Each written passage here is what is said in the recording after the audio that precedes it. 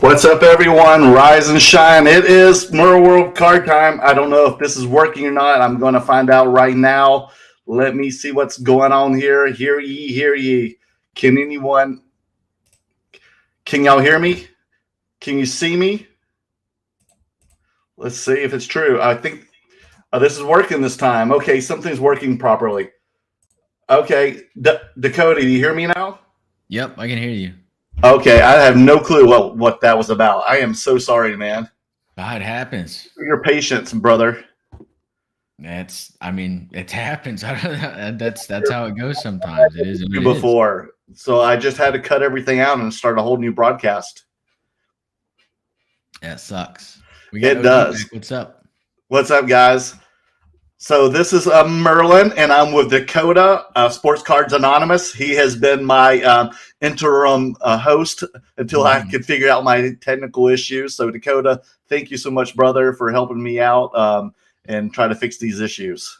And your patience. Man, I go solo 3 hours every Friday, 4 hours every Friday. Dude, you were on for like 6 hours, like 2 weeks ago when you had me.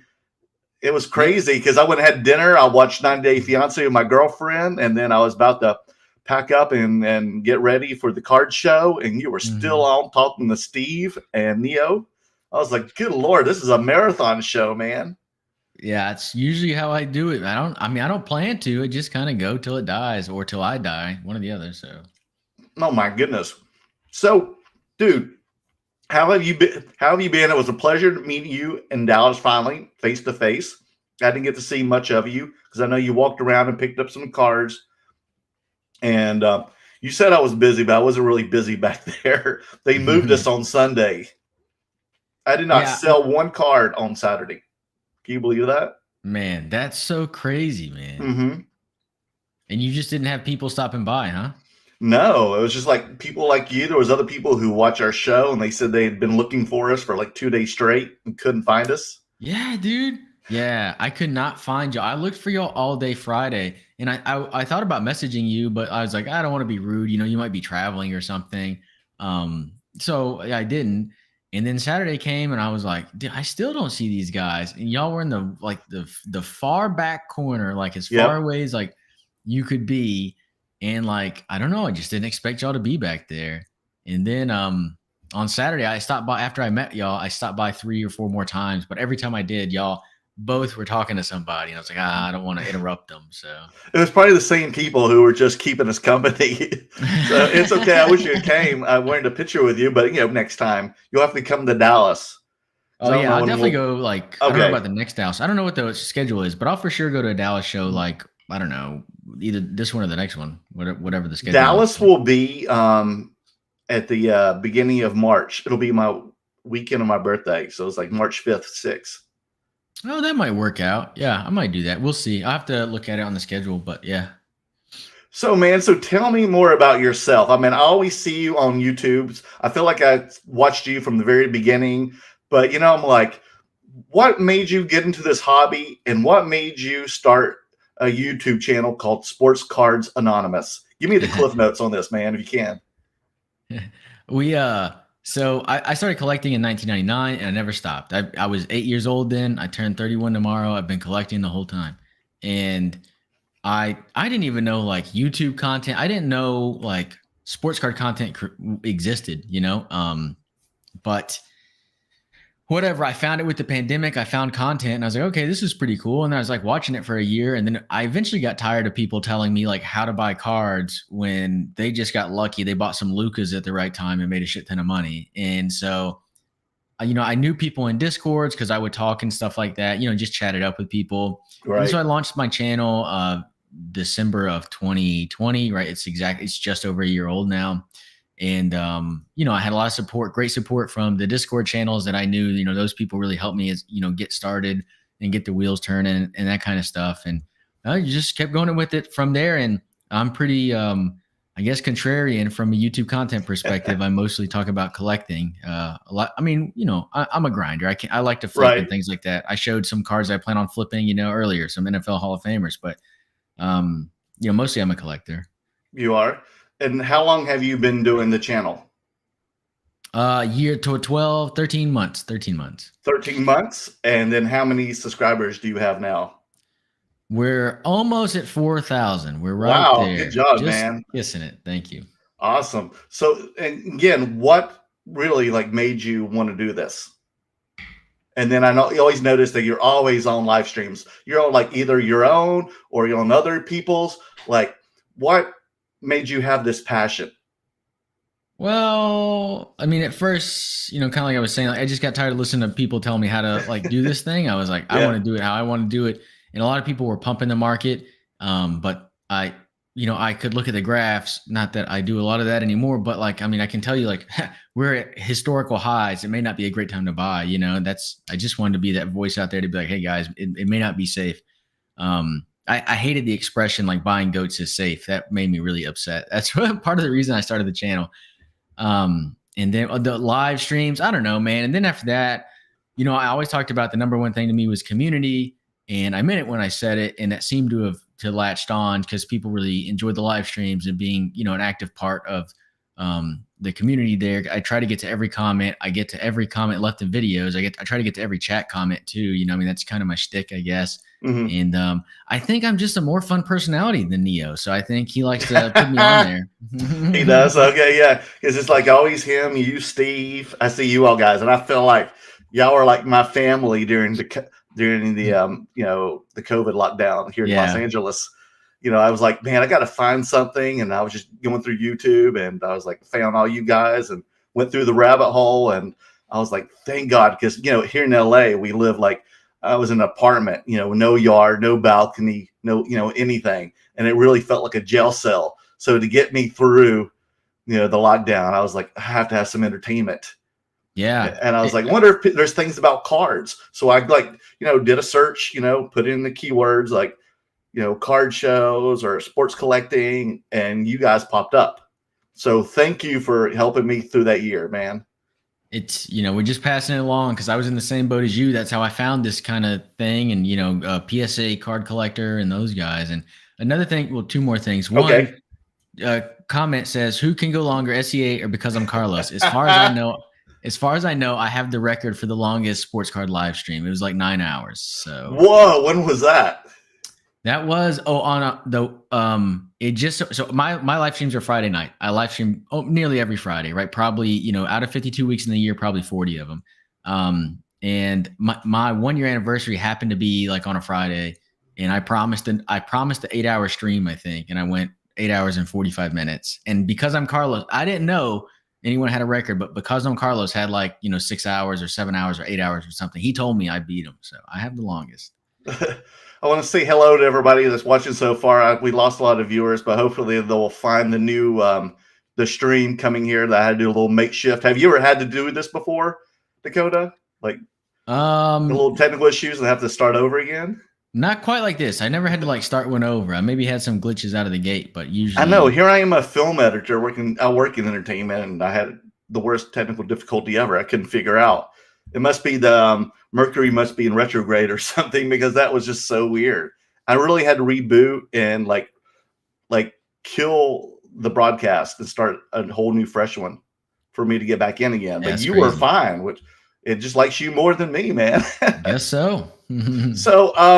So what cards do you like to collect? I mean, do you sell cards too? Do you flip them or do you just collect? Oh yeah. I mean, what I've learned over this like journey of the last year and then the last 20 years. So what I learned over the first 20 years of my collecting was like, I bought too much crap. I just kind of chased everything.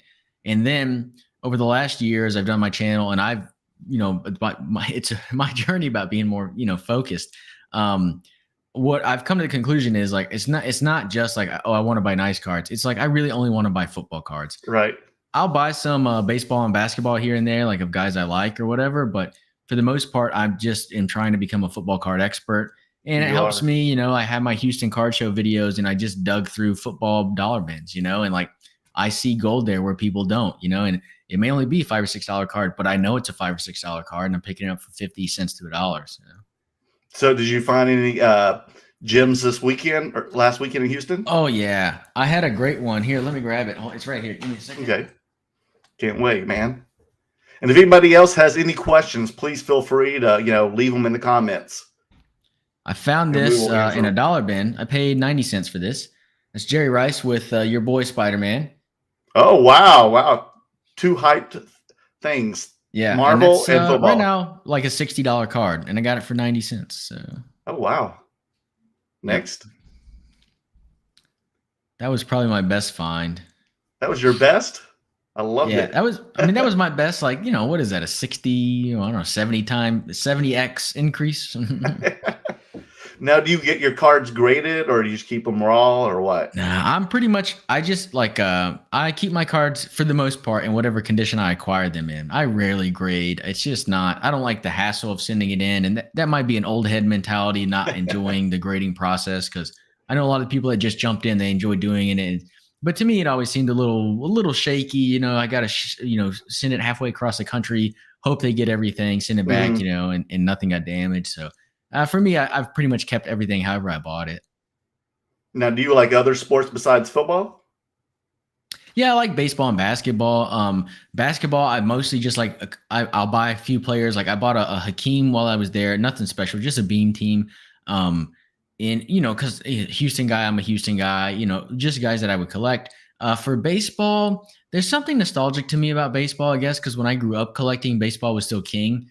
And so, like, I do like doing some prospecting in baseballs, a little bit of Luis Robert, a little bit of Bo Bichette. Those are kind of the guys that I like. And I like getting flagship rookies of guys that I like, just one of them. But then that's kind of it. That's pretty much it. If I spend $4,000 a month on sports cards, Woo. That's a lot. Probably 3,800 is football, right? So. Oh, really?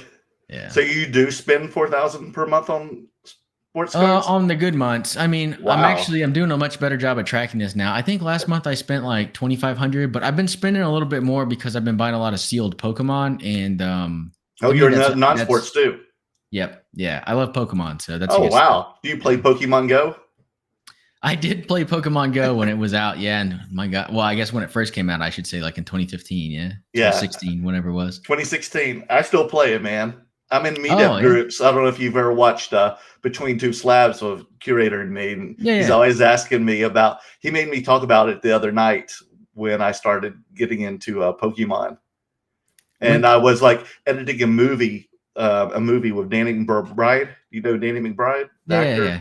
And I was working from home, so I needed to take breaks. So my girlfriend was like, "Why don't you play the Pokemon Go? It's an app. It's pretty fun."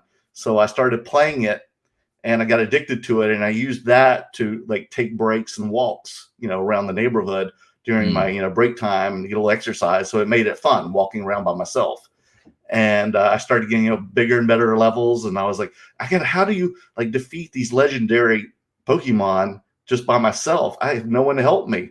Like, there's got to be other people because this is going to be impossible if I don't find friends who also play this. None of my friends, of course, play it.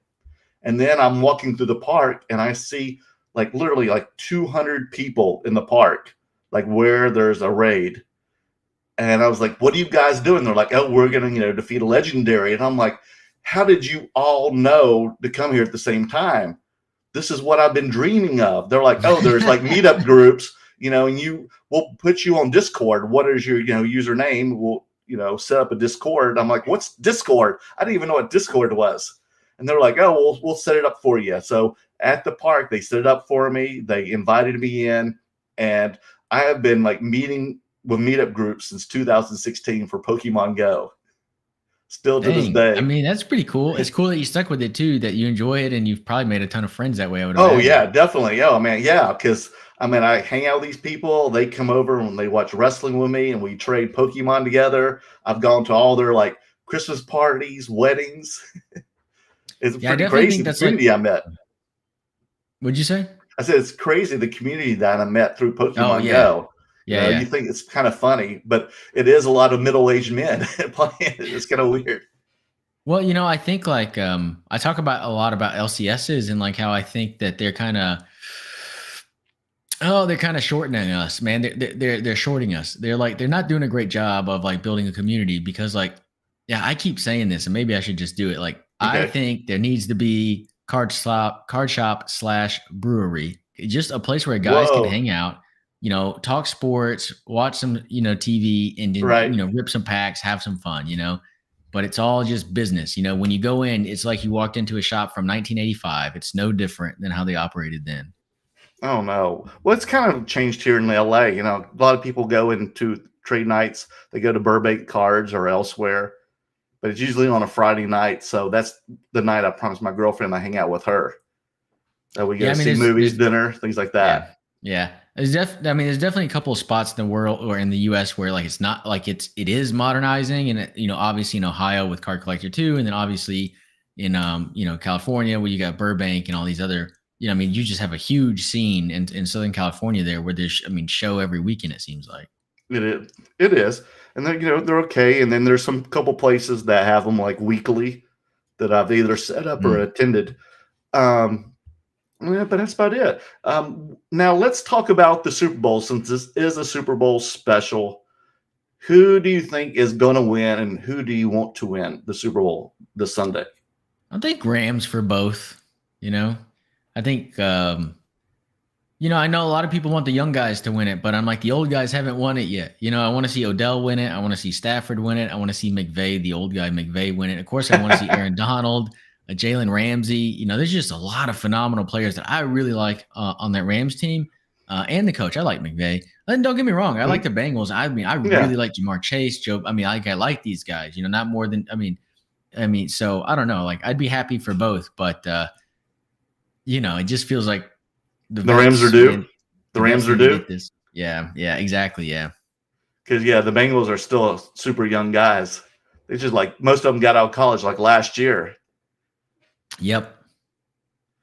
And so let's see. Are you going to put any bets or anything on the game? No, man. I would bet, but I like to talk about lines, and I like to tell people on YouTube what my picks are. But I live in Texas, and it's just not like I'd have to go through Bovada or something like that because it's not legal yet. So it's just I can't. Like, it's just not an easy way for me to. Are you going to throw a party? Not for no. Me and the wife are just in the newborn baby. We're just gonna hang out at the house and relax. My party's gonna be tomorrow night on my live stream. That'll be my party. Oh, nice. Now, I haven't got to watch it yet because I was setting up for this and dealing with the technical issues. But have they already announced the all the winners for like the MVP and everything for NFL tonight? Yeah, they did. I didn't even check that. I'm pretty sure Rodgers won MVP. Here, I'll pull it up. Oh yeah, let me know. I don't even know, so let us all know, please. I talked about a little bit about the Aaron Rodgers, just the second player in NFL history to award more than 3 times. So yeah, he got MVP. Oh wow. I also know that I know Mike Vrabel out of nowhere wins Coach of the Year. He did for Tennessee, right? Yep. Let me go. Hold on. I'm going to NFL.com here. Okay.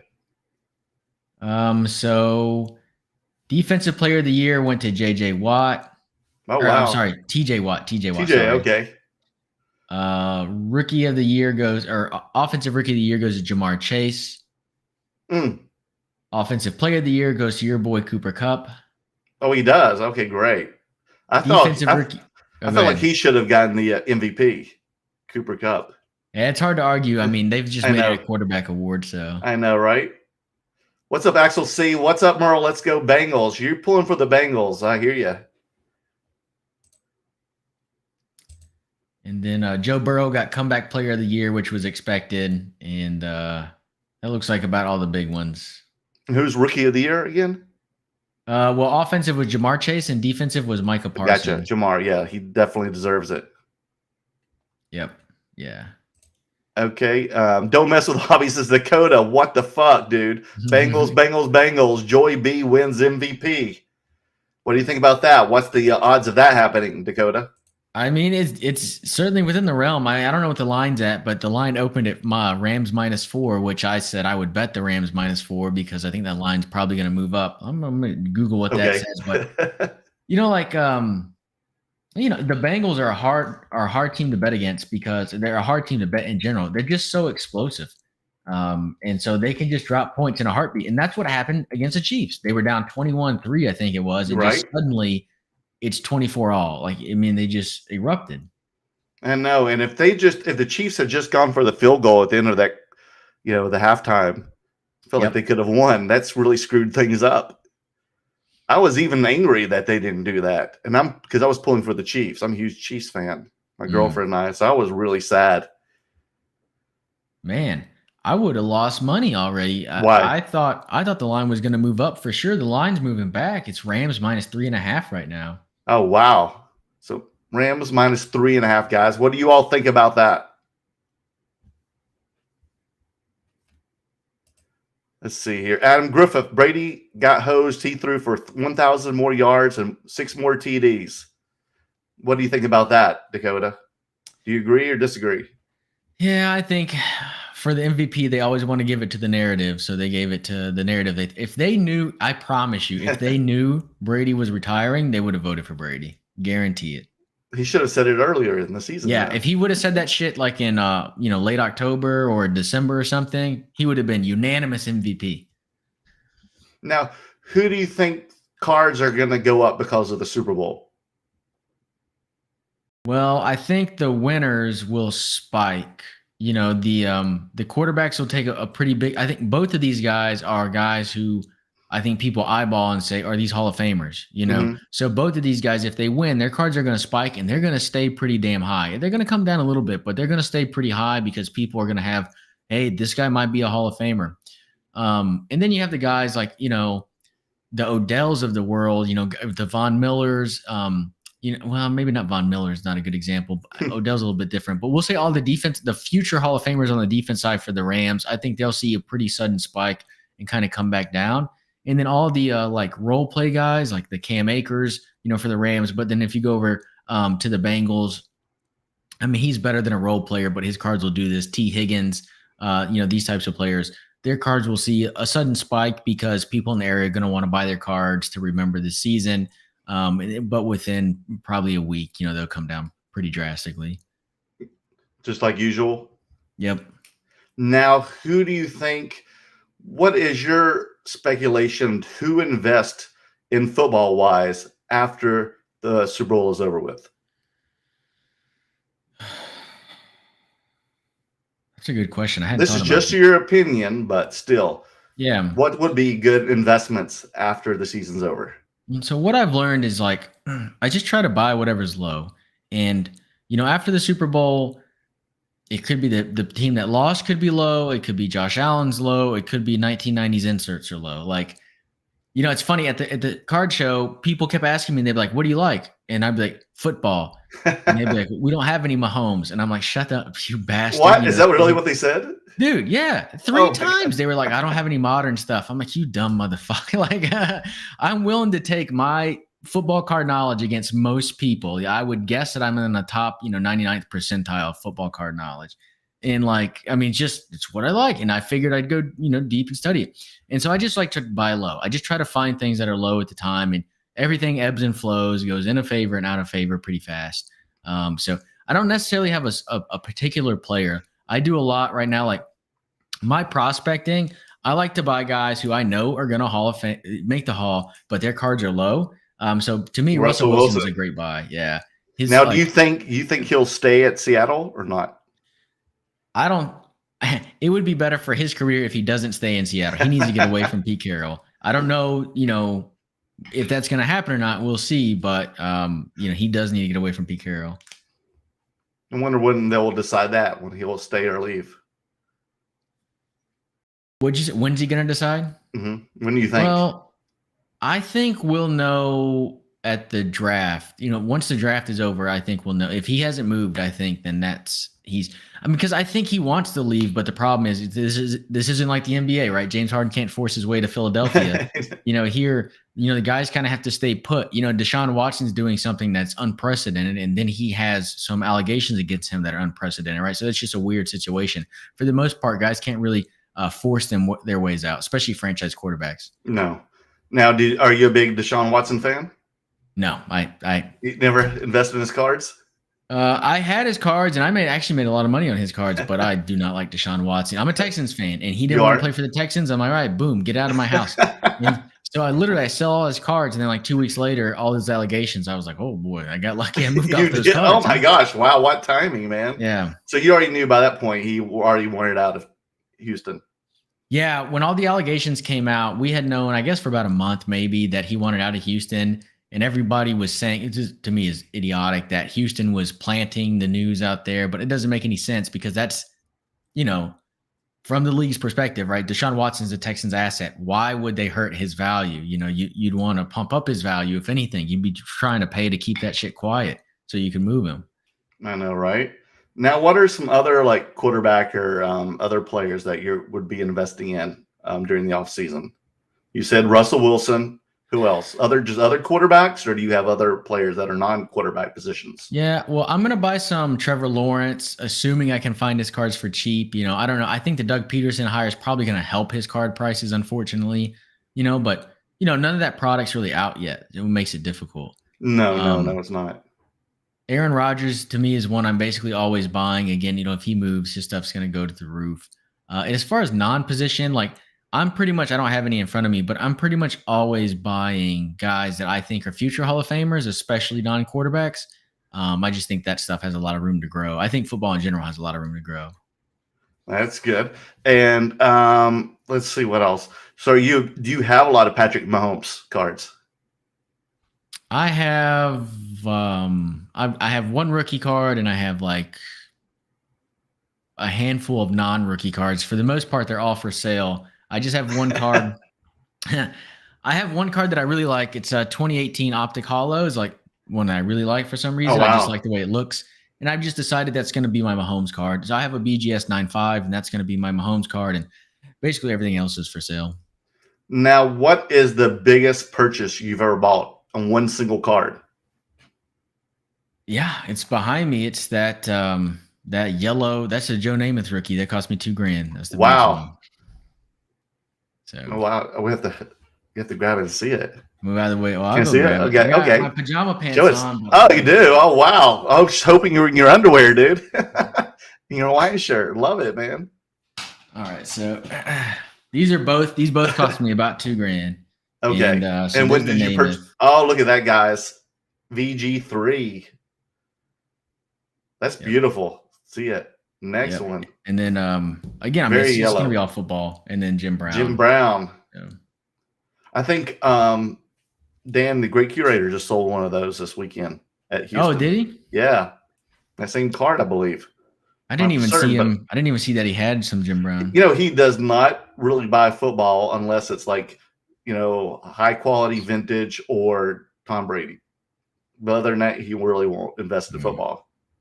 What about you? What's your biggest card purchase? Football wise? No, whatever. It was probably, I bought a couple of those Trevor Lawrence U.S. Army, the Leaf ones, autographed. Oh yeah. A couple years ago, I paid like $1,000 to $1,500 for them. And then I bought a couple when I first got back in the hobby, when I was editing a film about Russian hockey in the 90s and the fall of communism.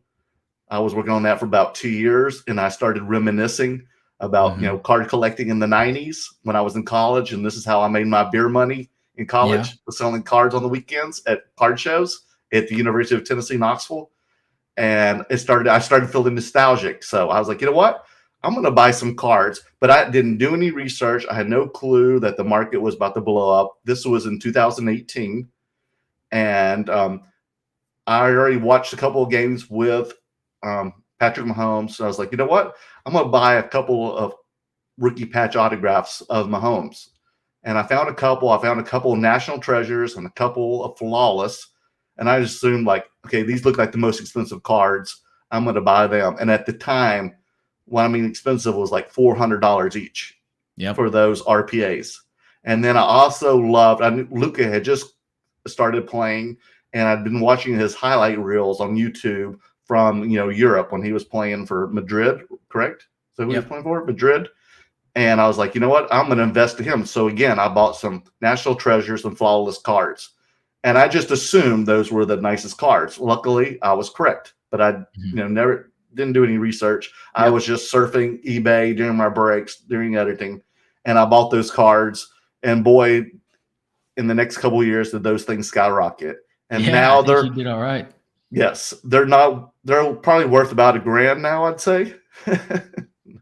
Just a joke. And I started having a lot of anxiety attacks when I'd go on vacation with my girlfriend. And she's like, "What's wrong?" I was like, those cards are worth a lot more now.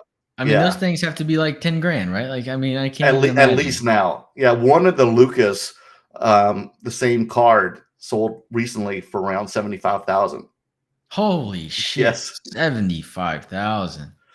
Dan, the great curator, has been trying to get me to sell those cards, but I will not right now because they remind me of me getting back into the hobby, and they're actually in a vault. To remind you, shit. Hey, you got me on that one, Dakota. You got me there. That's a good one, dude. Okay, you're right about that, but I'm gonna have to wait till they're back to hype again because I don't think I could get a top dollar for those Mahomes cards until about the season starts again. What do you think? What's your advice? So my advice would be sell the Luka, enjoy that. But I mean, if you were looking at selling like one of your Mahomeses, or like if you've got multiple and like selling the rest, but keep one, like you have essentially no money into it relative to what it's worth, right? Correct. And so like, to me, that's a good candidate to just kind of hold it and see, let it spike again. He's bound to go to another Super Bowl. Let it and sell it when it spikes again. I agree. Just wait till the season starts again. Yeah. Hopefully he's breaking records and playing like MVP again. Yeah, he's too talented, and that team's too talented not to have another good run in the next couple of years, So what the hell happened with them then against the Bengals? I mean, like I said, the Bengals are explosive. What to me, the most interesting thing in that game is the Bengals shutting down the Chiefs in the second half. I don't understand how that happened. And maybe I need to go watch some tape on it because honestly, I do think it's pretty interesting. Now, everyone's saying that people have figured out the Chiefs. You stop Kelsey, you stop Hill, you win. And I'm like, people have known that. Like, that's not new news, They're figuring something else out. I don't know if it's something. The Bengals have a pretty good front line. DJ Reader up there and some other guys. Oh, Reader might have been hurt. I forget. But hell, even Clyde Edwards was playing great in the first half. Yeah, the running game was great. They couldn't stop him, and then after that, all they could do was stop him. But it's like everything shut down. It took the offense and the defense to shut down in order for the Bengals to win, and they both did shut down. I feel like. I think Mahomes, everything that is celebrated about Mahomes is rightfully so. But he goes into, we were talking about in the middle of the season, why does he look so bad? He goes into these times where he just does his hero ball and he just goes out of his, to be fair to him, he does make the throws. Like, I don't know. he is amazing, but like sometimes, I don't know, it feels like if they would just make it a little bit more simple and play a little bit more in the system just to get back on track, maybe, I don't know, but. Have you been watching the Olympics? No, I don't watch the Olympics. How about you?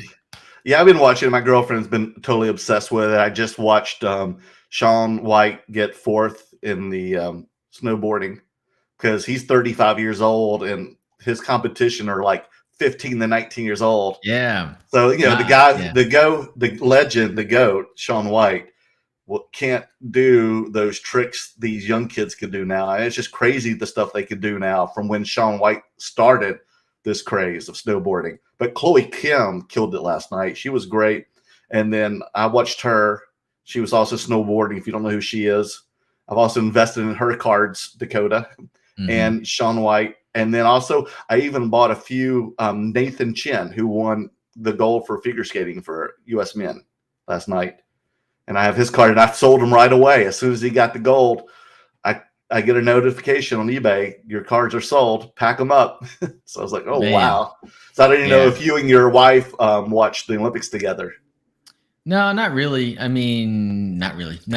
I don't know how to explain it, man. Like, I stay pretty busy. And so like we usually will pick a show. Like we just finished the Daredevil show. Oh, you did? With Charlie Cox? Huh? Yeah, I haven't seen it either. With Charlie Cox, Yeah, that one, yeah. was it good? And so like we'll pick a show and we'll watch it, and then we'll do the next one. And I spend most of my time like, either doing research and stuff or like watching YouTube stuff, like trying to learn something new or just sometimes I'll veg out. I like to watch people don't know this. I don't talk about this, but I want to hear this. This is what Merleworld After Dark's about, man. They get to you more up close and personal. It's nothing crazy, but like I don't know how I really do not know how I started watching this. I don't know how this happened, but I've been watching this YouTuber for, since 2015, that's 6 years or something. He's got like over 1 million subscribers now. And when I started watching, he for sure had like less than 100,000. Jeez. And he just plays Mario. He plays Mario Maker. That's it. That's what serious? I veg out to, man. When I'm like lying in bed and I want to go to sleep, I just throw it on. And for like 6, 7 it's years white now. noise to you.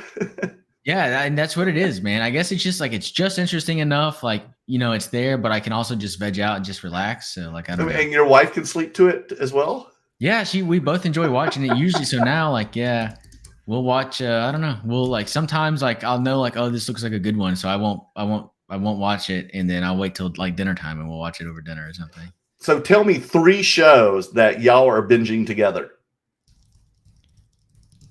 Well, we just finished. Well, we didn't binge. We just finished Boba Fett. We watched that together. Right. And now there's this show we really enjoyed. She begged me for years to watch Downton Abbey. So I'm not gonna do it. Oh my gosh. And then we watched it. And I was like, that show was amazing. You liked it? Oh, we tried. We tried, man. We tried. We couldn't get through it. Now there's some like it's called the Golden Age or some crap. It's like I don't know. It's the same idea, but it's in New York, and that's a weekly show too right now. So we're watching that, and I guess we just finished Daredevil. We literally just finished it, so I guess that's it. It's just really the 2 right now. Yeah, my girlfriend quit watching it like episode 3. She's like, but yeah, she didn't know. And she's like, you know what? The only reason I watched Mandalorian with you was because of Baby Yoda. So I had to go back and tell her, like, guess what? When you quit watching, guess who came back to the show? Baby Yoda. Yeah. Without giving way too much details. And she's like, what? She's like, oh my God, I'm going to have to watch. It's like, yeah, you're going to have to watch it all because I'm finished already. She's like, I'm going to. She's only missed like 3 episodes because there was only 6 episodes per the season, right? Yeah, there was 7. So 7. It was okay, 7. Yeah, the 7th, and then but like the last. So it was the last episode, and then the 2 before that were the one with the Mandalorian in it. So it's just 3 episodes that you would have seen Baby Yoda. Now the shows that my girlfriend, we and I binge together. We always, and my viewers always know this. I watch 90 Day Fiance together. I don't know if you've seen it. Oh, my mom loves it, and I like watching it. My wife will not watch that kind of stuff. So like if I go to my mom's house or if my mom comes over, I take advantage of it. I'm like, hey, put on TLC, 90 Day Fiance. It's the only time I get to watch it. We would have put some of my friends on there because they've never had a girlfriend almost all their life. I'm like, God, if these guys can, then my friends can here in LA. You're just going to have to go to like, the Philippines or South America or somewhere. But man, like there's hope for them. And, they can be on the show too and make some money. Yeah. Then we've been watching. Have you watched What We Do in the Shadows? Oh, I haven't heard of that. Oh no. You have to watch it. It's like The Office meets like vampires, but like Office comedy. And it's like really like edgy comedy. It's hilarious. It's by the guys who did Flight of the Conchords or Taika Waititi, that director, the guy who, the New Zealand guy, the Kiwi who does Thor movies. Oh, he did the Thor movies. Okay. Yeah. The Ragnarok. Yeah. My wife would know. I don't know I know like stuff that I like. I don't know the people. I don't know. It's just not me. But my wife knows it. She loves that stuff. So yeah. Does your wife like sports the way you do? She does. Well, not the way that I do, but she does like sports, and like we watch all the Texans games usually or whatever. And she's like, yeah, she's happy to watch it. She grew up in a household that they grew up watching sports, but they mostly were watching tennis and soccer. But yeah. Now, who do you think Houston's going to have as their quarterback for next season? Oh, it's going to be Davis Mills. There's no question. It will be Mills. That's another quarterback I will be buying this offseason, but it's not because like I think it's a great investment or anything. It's just because Texans quarterback, whatever. I'll just buy a couple, just for shits and giggles, I suppose. But Yeah, it's just the quarterback draft's real bad. So they're not going to draft a quarterback, at least not in the first round. Davis Mills looked good enough to warrant starting him for another year, especially because you're still in a rebuild. So, there's just no question. They'll start Davis Mills. All right. And who do you think, like young player wise, who's some good pickups for the offseason? You said all the Hall of Famers, but if people want to buy some like rookies or the 1 year, 2 year guys, who would be some good pickups?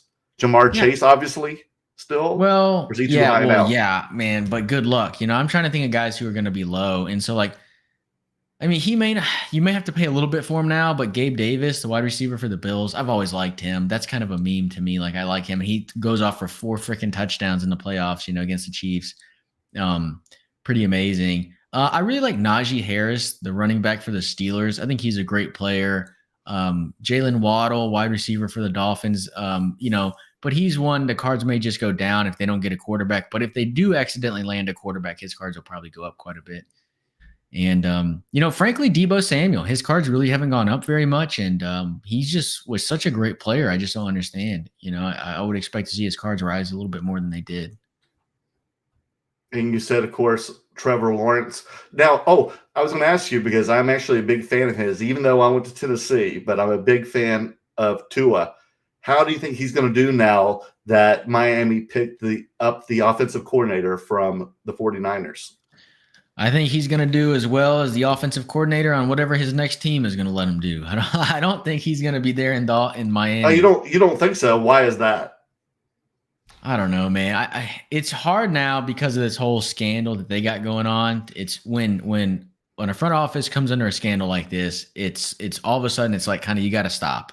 And like Tua, he's a good story and he's a feel good thing, so they may not move on from him, but he seemed to be a big reason that it was holding the franchise back. So I think they're going to want to move on. But again, when you've got this story about the owner trying to pay to lose games. You're going to have a lot of people raising eyebrows and be like, were you even giving him a fair shake and things like that? So they may be stuck with him just because of, everything else going on. But you wouldn't want to invest in him.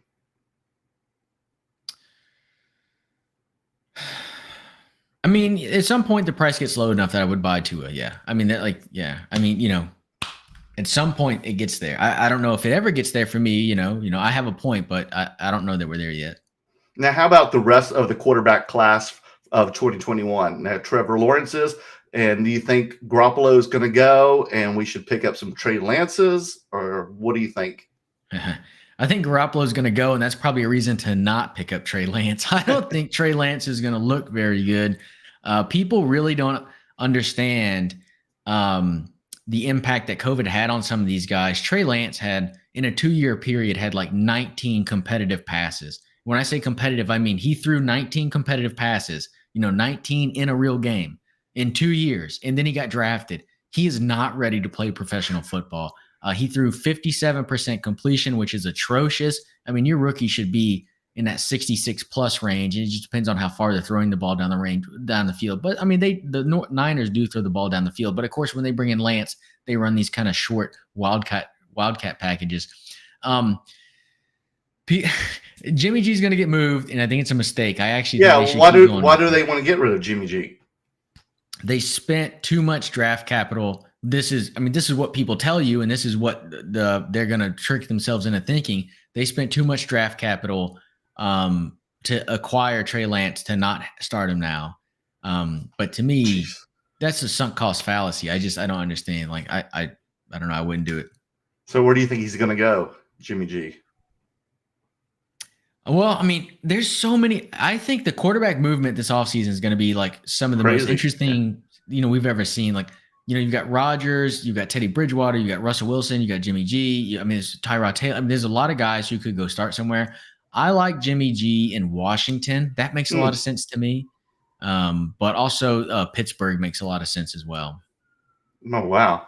And then is there going to be any good quarterbacks coming in the 2022 class? There's only one guy that people are really starting to murmur about, but it's really considered a poor quarterback class. But I think his name's Cody Pickett out of Pittsburgh. Right. And that's I mean, people do think that Pittsburgh might try to. He's the only one people think will go in the first round, and people do think Pittsburgh might try to get him because he's from Pittsburgh, and there's a lot of that. And but we'll see. To take over Roethlisberger's role, Yep. right? Yep, Oh wow, yep. that'd be very, very interesting. Yeah, because I really thought I'd even invested some of their high school cards, the Leaf All American cards of Sam Howell, since he plays for Carolina, since I'm a Tar Heel myself. So I invested a lot of Sam Howell, thinking he was going to be the number one pick. Like preseason, they thought he was going to be, and also the Heisman candidate. Also with Spencer Rattler of Oklahoma. Yeah. Spencer Rattler ended up getting benched, 2 or 3 games in the season for the freshman quarterback. And then that, the whole Oklahoma thing was a mess. And that coach is now over at USC. So a lot of, players at Oklahoma started doing the transfer. Yeah. And then Spencer Rattler now transferred to South Carolina. So we'll see how he's over there. And then I don't know what Sam Howell's going to do. He should stay another year and help us stock, because I think Joe Burrow played all 4 years, correct? And he even did a transfer. Did he not? I couldn't tell you. I'm not 100% sure. But he's older than Mahomes. He's 25. Oh, then I'm sure he did all 4 years. And he probably did 5 years if he's older than Mahomes. But I think some of these players sometimes, if their stock goes down like Sam Howell's, that he should play one more year. That's just my thoughts. What's your thoughts about that? Yeah, I mean, I think, you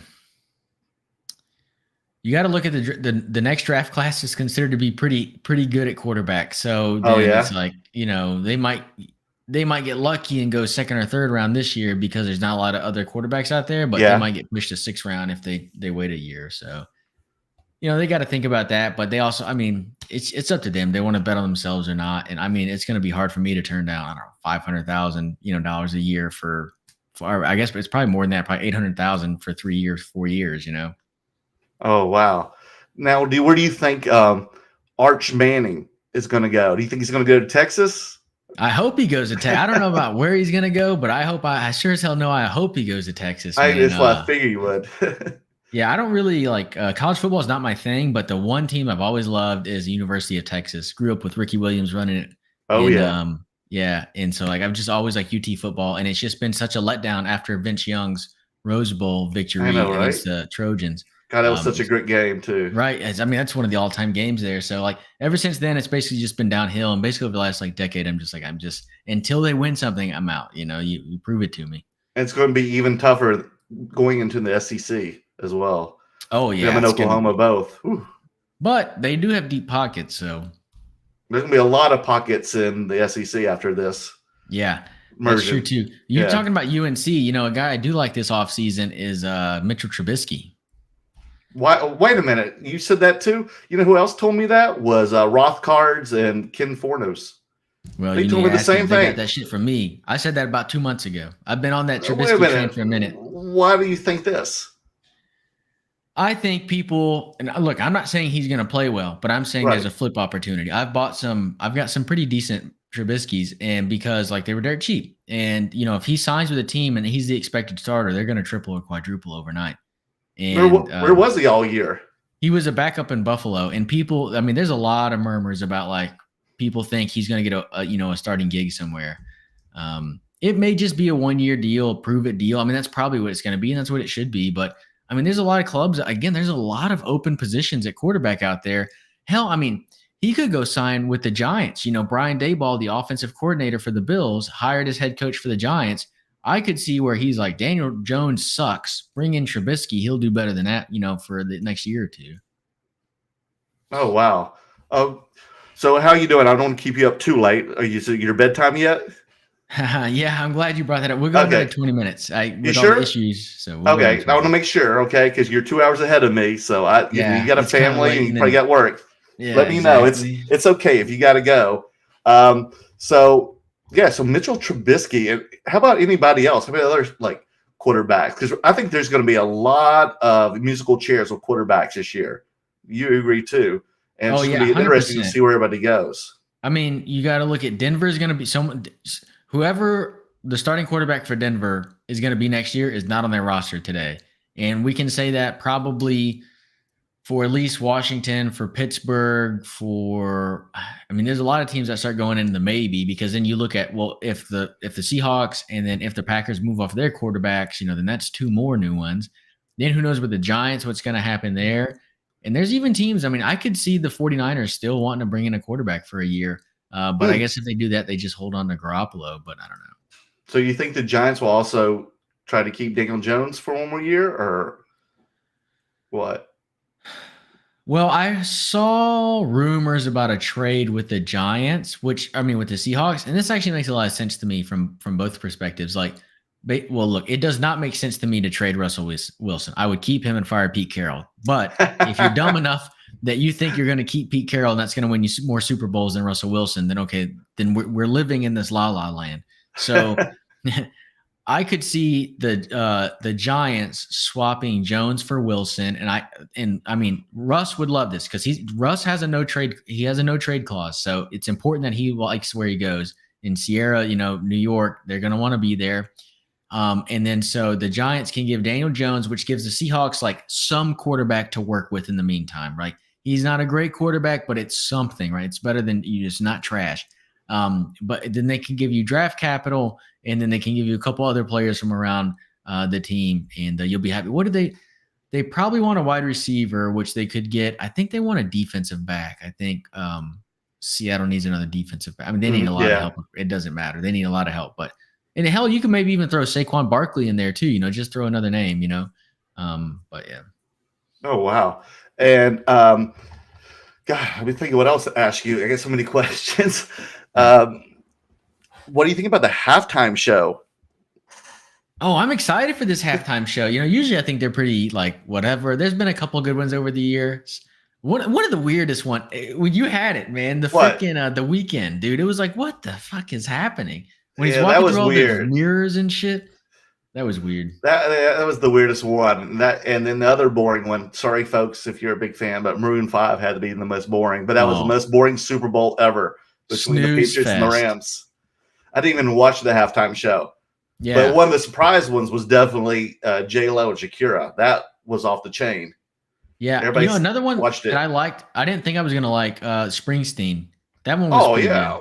Golly, that's great. I'm not a Springsteen guy, man. So I was kind of whatever. And then I was like, man, they really put on a show, man. That shit was pretty good. Oh, he did. I've seen Springsteen once live because I wanted to see what the hype was about. I was like, I had to go. And then I went to one of his concerts where he pretty much, it was like a super fan concert here in LA. And he played mostly just deep tracks. He played, and he played probably he probably played 5 songs that I knew. And he played for over 3 hours. Dang. And, he at this point, this is 10 years ago. So he was already in his 60s. Man. And he was moving. He moved more than a guy in his 20s. And I'm like, I am tired. They were throwing water on the stage with sponges and buckets. And he was sliding across on his knees constantly. Man. That's how much he was into it. And I've never seen so many grown men cry at a show. That's seriously so crazy. It was insane. And they would get so excited when they were having all these posters up that say, play this. And I was like, God, I've never heard this song in my life. And he would start playing the song, and I would just see men just start crying oh my God, he's finally played it. He hasn't played this since 72. And I'm like, oh, wow.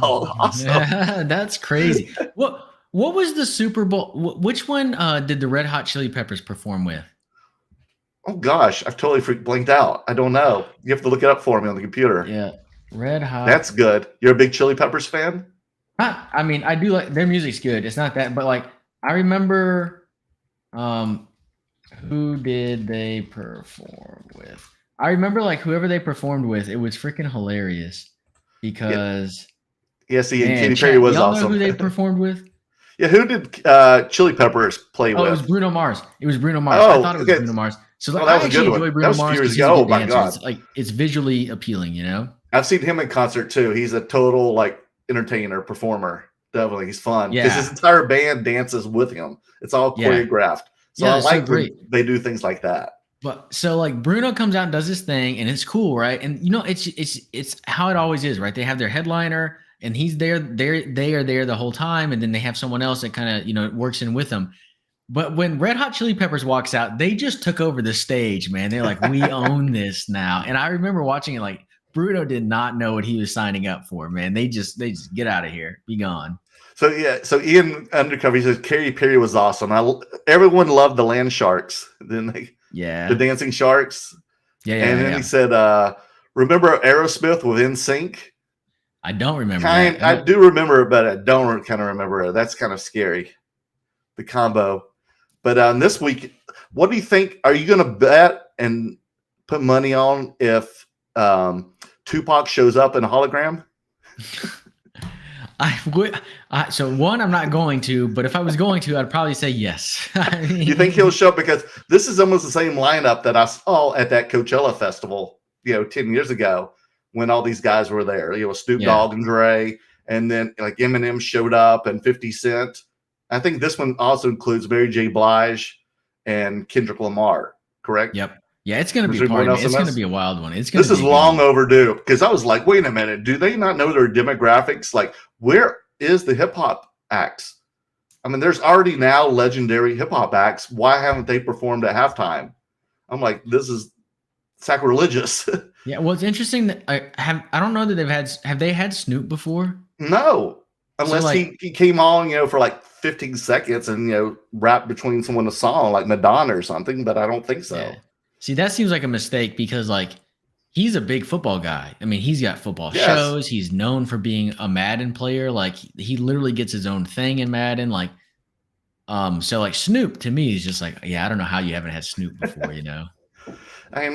And then I guess some people are all up in arms about it. Like, I can't believe there's hip hop acts. And I'm like, well, like, you not know most of your players and your fan base? Like, like it's a very diverse crowd and almost everybody. I feel like now all these acts now, the ones that are playing on Sunday, you've heard at weddings. I guarantee you my parents have danced to one of their songs at a wedding or some kind of function, like a New Year's Eve function or something. I'm like, Mom, Dad, you're going to know a couple of the songs. Yeah. I mean, I would guess, people are probably just kind of worried about like the cussing lyrics. Yeah, that's probably it. Okay. What's your guess? Do you think they're going to be bleeped out or they're going to revise the lyrics to be family friendly? I think they'll bleep it out. Okay. It'll just be bleeped out. Yeah. I don't know how they do that, but I guess it's probably it's probably synced anyway. It's 5 cent, probably like 5-10 second delay the game. Yeah. So. And what is your favorite song you want to hear on Sunday? Put you on the spot there.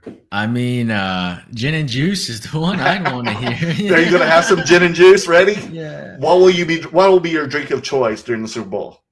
I'll be having Miller Lite. I've been trying to be good about stuff. Otherwise, you're on a diet. It's a Miller Lite. So. Do you drink hard liquor? Yeah, I like to make cocktails. Whatever. I like to drink. I mean, I don't like to get drunk. That may not seem like they compute, but like I enjoy making a cocktail. To me, making a cocktail is fun, and it's like it's a craft, and yes. But I have learned that I do not like to get drunk. I'm not a fan of doing that, so I'll make like 2, and I'm like, all right, that's it. That's all I get. I'm not a fan of getting drunk, but apparently my girlfriend and all my friends are. I've turned into fun Bobby, I guess. I start cracking people up. I mean, I do anyway. But apparently I'm really funny and a friendly drunk, which is good, but I don't like doing it. So you'll see me once in a very blue moon. Yeah. And I've never in my entire life drank alone. My entire life. I've always just been a social drinker. That's it. Man, that's pretty crazy. Yeah. Yeah. I can't do it. So I didn't even drink at all during COVID. That's to me, it's the opposite. Like, no, it's not the opposite. I just drink no matter what. Like, I don't know. A lot of times, like, I don't want to drink socially, but then people are like, I don't have a beer or whatever. I'm like, but then, like, well, especially when it was just like during like the real beginning of COVID, it was just me and the wife at the house. And it's like not doing anything. It's just like, I mean, what else are you going to do, Make a drink and start a YouTube channel. That's it. That's what exactly. You did a great job of that, Dakota. So thank you so much. Is there any last parting words you would like to say to the Merlin maniacs out there? Let me read the chat for a second. Okay.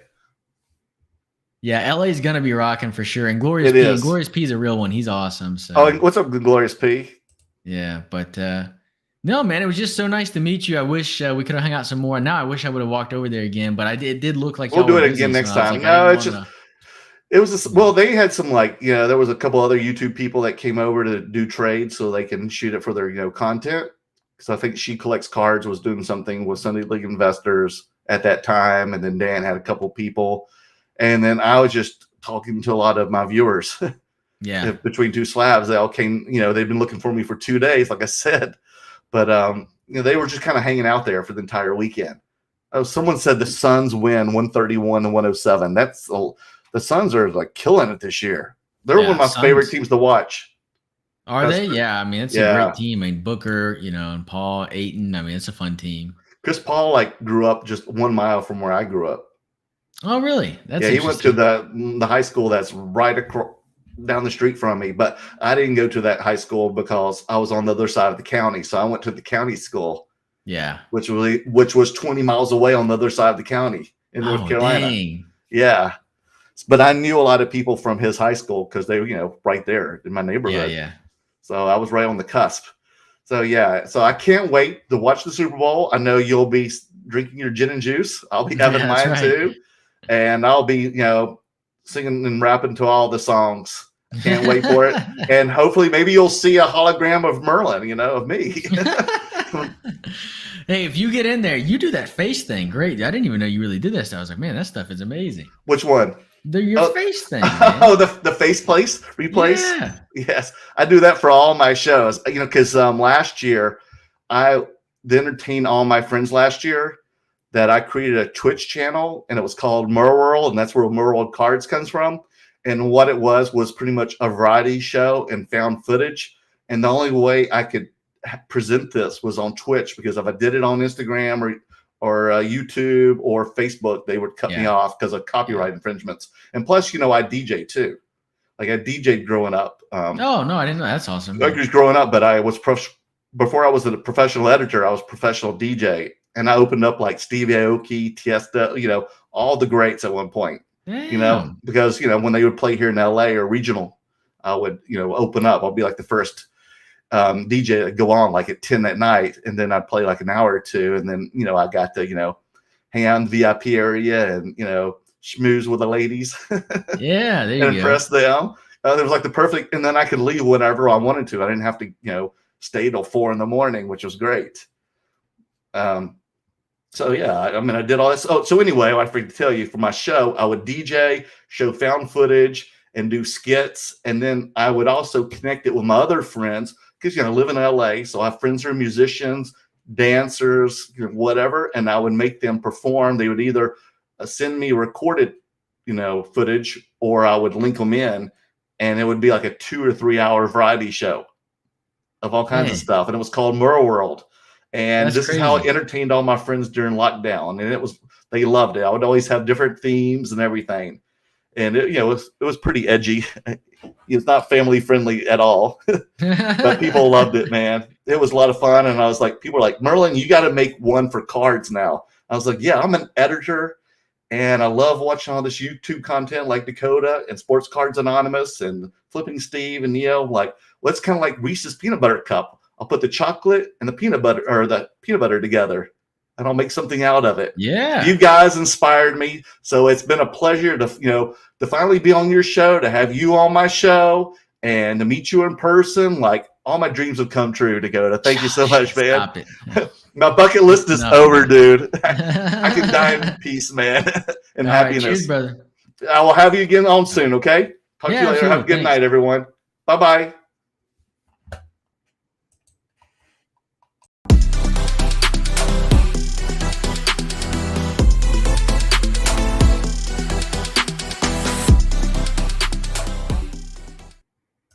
All right, man. Thank you so much, Dakota.